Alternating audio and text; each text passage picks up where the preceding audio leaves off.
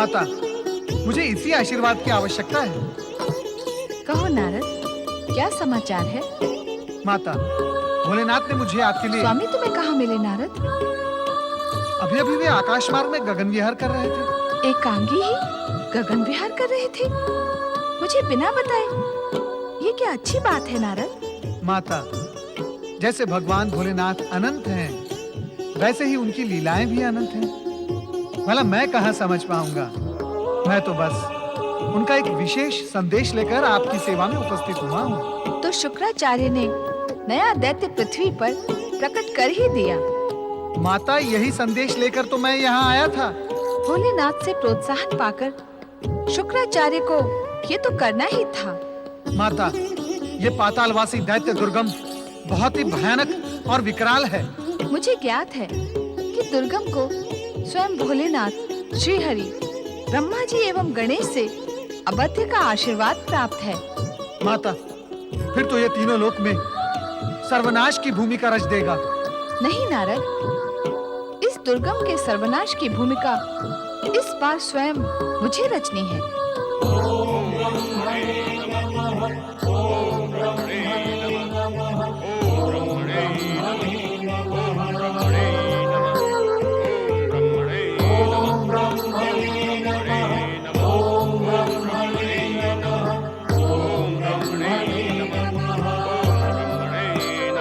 परमपिता, पातालवासी रूरू पुत्र दैत्य दुर्गम की दो नवीन भुजाओं का रहस्य खोले। परमपिता, परमपिता, जन कल्याण और लोकहित में कृपया आप अपनी ओजस्वी वाणी को स्वर दे। परमपिता, आज मनुष्य और देवताओं के समक्ष शक्तिशाली दुर्गम दैत्य की दो नवीन भुजाओं का रहस्य खोलना अति आवश्यक है। परमपिता नारद, दैत्यों के गुरु शुक्राचार्य ने देवताओं एवं मनुष्यों को पतित करने के उद्देश्य से नवीन षड्यंत्र रचा है।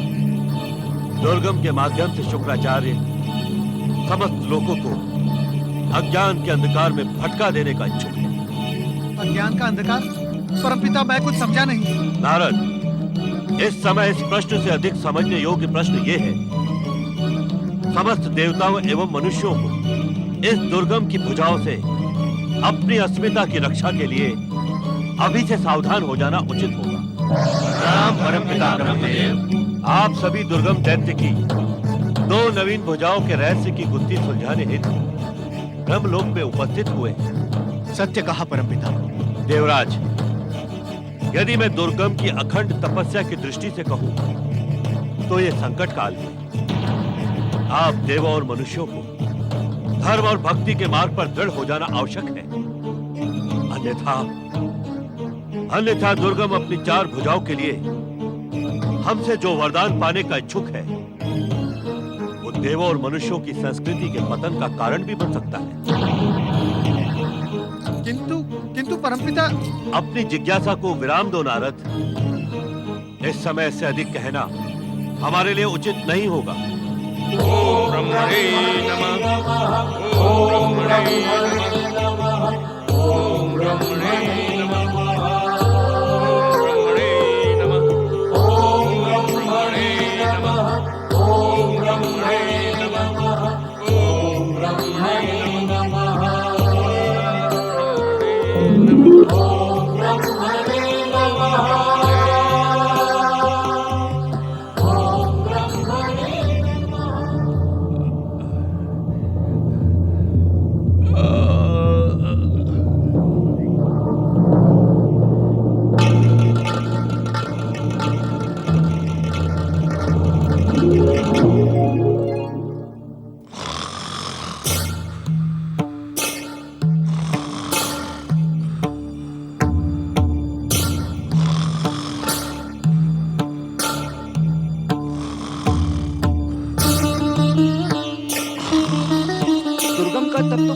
देवराज, आपको शत शत शुभकामनाएं।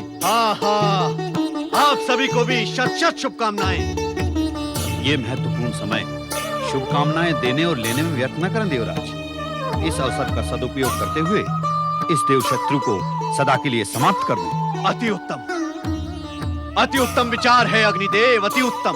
ठहरिए देवराज, इस दुर्गम का वध करने से पूर्व ये विचार कर लें कि क्या ये कार्य उचित होगा? पवन देव, कभी कभी आवश्यकता उचित या अनुचित का विचार करने का अवसर प्रदान नहीं करती। किंतु निद्रामग्न व्यक्ति का वध करने के लिए भविष्य हमें अवसरवादी और स्वार्थी होने का संबोधन नहीं देगा। भविष्य हमें वही संबोधन देगा जो हम कहलवाएंगे।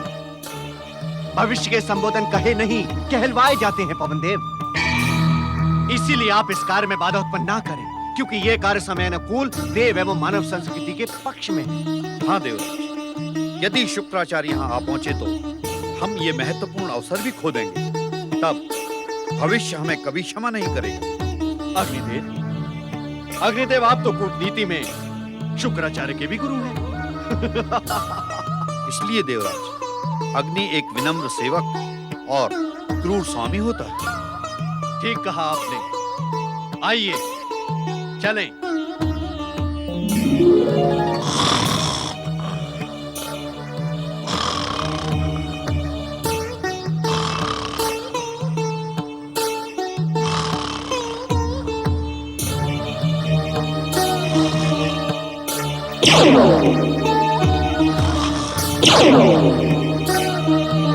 दुष्ट दुर्गम, मैं तुझे जीवित नहीं छोड़ूंगा।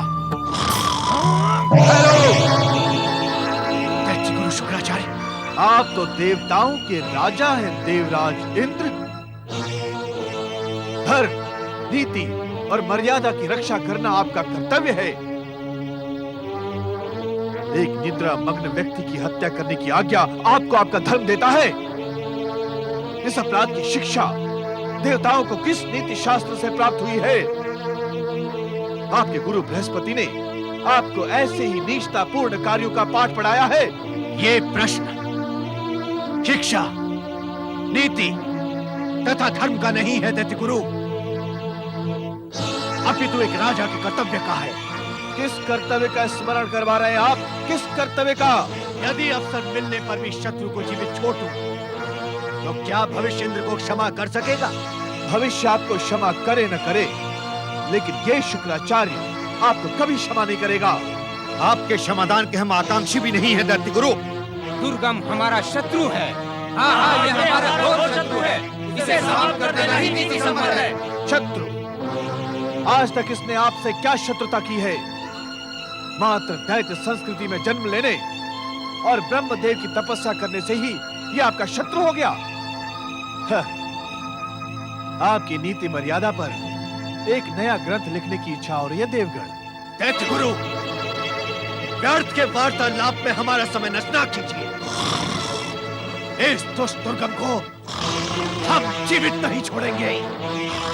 हे राज, निद्रा मग्न दुर्गम को यदि आपने हानि पहुंचाने का प्रयास भी किया, तो मैं अपनी सिद्ध शक्ति से आप सबको इसी समय भस्म कर दूंगा।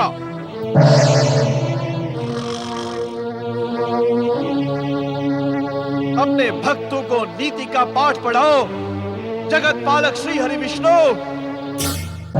नारायण नारायण। श्री हरि, नारद का प्रणाम स्वीकार करें। नारद, दुर्गमासुर की 4 भुजाओं के विषय में पूछा जाने वाला तुम्हारा प्रश्न अब व्यर्थ हो चुका है। श्री हरि, मैं कुछ समझा नहीं। नारद, दुर्गमासुर ने थककर अपनी तपस्या का त्याग कर दिया है। अब वो पुनः तुम्हारी तरह ही 2 भुजाधारी हो गया है।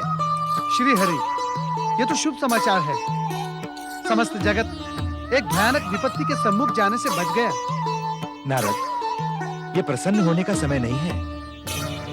श्री हरि, दुर्गमासुर की तपस्या की समाप्ति ये प्रसन्न होने का ही तो विषय है।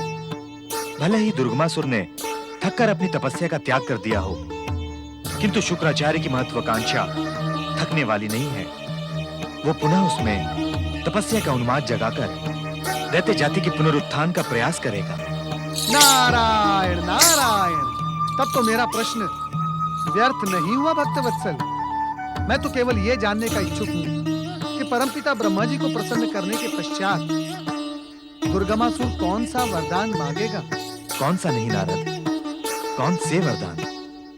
दुर्गम अपने गुरु शुक्राचार्य की प्रेरणा पर ब्रह्मा जी से 3 वरदान प्राप्त करेगा। ये तीनों ही वरदान अद्भुत तथा दैत्य शक्ति के पुनरुत्थान के लिए पर्याप्त होंगे। इनसे देवताओं तथा मानव जाति के पतन की संभावनाएं बढ़ेंगी। प्रभु, नारद, तुम देवों के ऋषि तथा समाज कल्याण के सबसे प्रखर कार्यकर्ता हो। इसीलिए इस संकट की घड़ी में तुम्हारा कर्तव्य है कि तुम देवताओं और मानवों को धर्म और चरित्र रक्षा के लिए सावधान करो। किंतु श्रीहरि, रोचकता तथा अभिनय से नए नए प्रश्न करने का स्वभाव इस समय छोड़ दो नारद। तुम्हारे कर्तव्यों का निर्धारण हो चुका है। शीघ्र ही सारी घटनाएं तुम्हारे सामने स्पष्ट हो जाएंगी। फिर प्रश्नों की आवश्यकता ही नहीं रह जाएगी। जो आज्ञा श्रीहरि। दुर्गमासुर, तुम्हें दैत्य माता दिति, महान दैत्य जाति एवं मेरी सौगंध है कि अब तुम ब्रह्मा से वरदान प्राप्त करने के पश्चात ही तपस्या से उठना। दैत्य गुरु, आपने अधर्मी इंद्रादि देवताओं से मेरी रक्षा कर मुझे नवजीवन प्रदान किया है। मेरी हर श्वास आपको समर्पित है। आप मुझे आशीर्वाद दें कि मैं वो सब प्राप्त कर सकूं जिसको प्राप्त करने की आज्ञा आपने मुझे दी है। दुर्गमासुर, मेरा आशीर्वाद सदैव तुम्हारे साथ है। जाओ, तुम अपनी तपस्या में सफल हो। अब देखना दैत्य गुरु, आपके आशीर्वाद से मैं दैत्यों की प्रतिष्ठा प्राप्त करने के साथ साथ दैत्य जाति की महानता का डंका बजवा दूंगा। दैत्य शत्रु देवताओं, अब तुम्हारे सुख भोगने के दिन समाप्त हो गए हैं। देखना दुर्गमासुर, तुम्हारे पतन का कारण कैसे बनता है। ओम ब्रह्मणे नमः, ओम ब्रह्मणे नमः, ओम ब्रह्मणे नमः, ओम ब्रह्मणे नमः, ओम ब्रह्मणे नमः, ओम ब्रह्मणे नमः, ओम ब्रह्मणे। स्वामी, दुर्गासुर के उग्र तप के स्वर आप सुन रहे हैं? ओम ब्रह्मणे नमः, ओम ब्रह्मणे नमः, ओम ब्रह्मणे नमः,